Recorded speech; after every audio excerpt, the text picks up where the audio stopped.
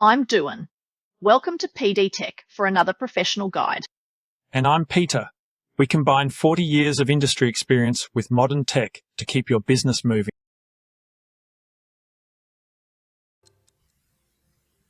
Watch this video to learn how to set account codes for fixed asset disposals. In the Fixed Asset Register, select the Overflow menu, then click Settings. To select your default disposals accounts, click the Accounts tab.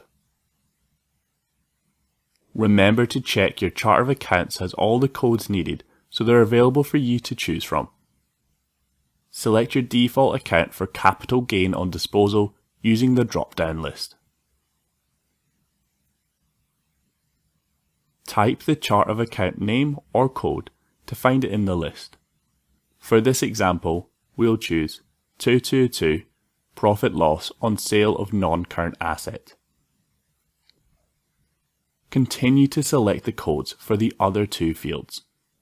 You can override these default accounts during individual asset disposals. Click Save to confirm your default accounts.